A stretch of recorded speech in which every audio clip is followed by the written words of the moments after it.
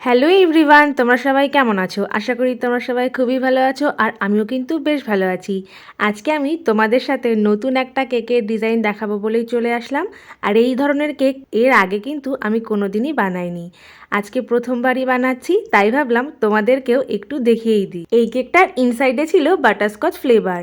আর এই কেকে টোটাল 3টে কাপ কেক ছিল। কাপ কেকগুলো কোথায় বসাবো ওটা তো প্রথমে বুঝতেই পারছিলাম না।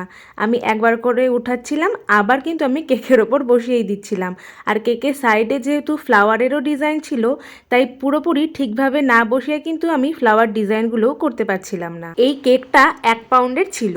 কাপকেকগুলো তো আমি বানিয়ে নিয়েছিলাম, কিন্তু থার্ড যে কাপকেকটা আমি কেকের নিচে বসিয়েছিলাম, গোটা কাপকেকটা আটছিল না।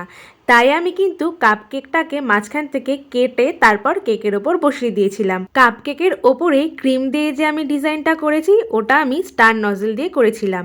আর কেকের ওপরে কিন্তু আমি 4-5টা মতো বাটারফ্লাইও দিয়ে দিয়েছিলাম। তার সাথে এই কেকে কিন্তু আমি 3টে গোল্ডেন বলও ইউজ করেছি, আর দিয়েছিলাম কিন্তু পার্লও। এবার তোমরাই জানাও তো, এত সুন্দর একটা কেক তোমাদের কেমন লাগলো? আমার কিন্তু বেশ ভালো লেগেছিল।